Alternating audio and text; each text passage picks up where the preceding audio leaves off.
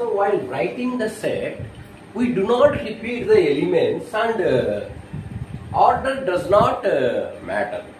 While writing the set, we do not repeat elements and order does not matter అంటాడు. ఏంటంటే సెట్లోని elements రాసేటప్పుడు ఎలిమెంట్స్ను repeat చేయొద్దు అంటాడు. ఎలిమెంట్స్ను 2 సార్లు రాయకూడదు. రిపీటెడ్ అంటే రాసిన ఎలిమెంట్నే మళ్ళీ రాయకూడదు.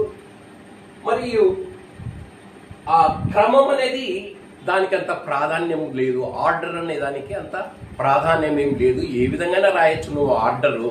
ఆ సెట్లోని ఎలిమెంట్స్ అన్నీ ఉంటే చాలు. క్రమం ఏం ప్రాధాన్యత లేదు. ఏ విధంగానే రాయొచ్చు సెట్లోని ఎలిమెంట్స్.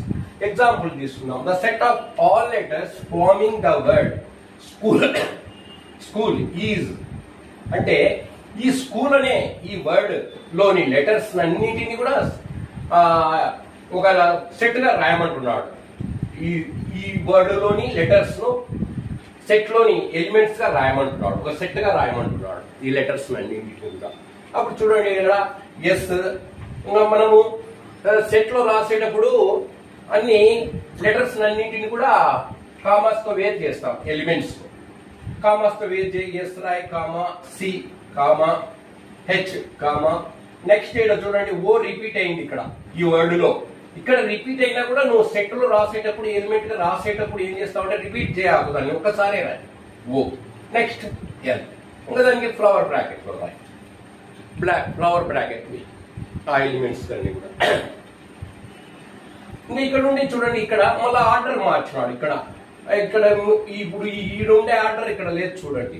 హెచ్ ముందు ఇక్కడ రాసినాడు ఈ థర్డ్ లెటర్. మళ్ళా ఓ రాసినాడు. మళ్ళీ ఏమైనా కానీ ఆర్డర్ ఏ విధంగానే రాసుకో. నువ్వు ఇట్లా కాకపోతే ఒక విధంగానే రాసుకో. ముందు ఎల్లు రాసుకో, తర్వాత ఓ రాయి, మళ్ళీ హెచ్ రాయి, మళ్ళీ ఎస్ రాయి, మళ్ళీ సి రాయి, కామాలు వేరు చేసి బ్రాకెట్లో రాయి. కరెక్టే. ఆ ఓ అనేది రిపీట్ కాకూడదు. ఎలిమెంట్స్ రిపీట్ కాకూడదు ఒక పాయింట్. నెక్స్ట్ ఆర్డర్ ఎట్లయినా రాయమంటాడు. ఎలిమెంట్ రిపీట్స్ కాకూడదు అంతే. అదొకటి గుర్తుపెట్టుకోవాలి. So which of the following are sets justify your answer. ఈ కింద ఇచ్చిన వాటిలో ఏవి సెట్స్ అవుతాయి? నువ్వు చెప్పిన ఆన్సర్కు కారణం ఏమి, రీజన్ ఏమి అంటే నువ్వు చెప్పిన వాదనను ఏ విధంగా నువ్వు సమర్థించుకుంటావు అని కూడా అడుగుతున్నాడు. సెట్ అవుతుందా లేదా, నువ్వు అవుతూ ఎందుకు అవుతుందో రీజన్ చెప్పు, కాకపోతే ఎందుకు కాదో చెప్పాలి, రీజన్ కూడా చెప్పాలి. మనం ఇది అన్ని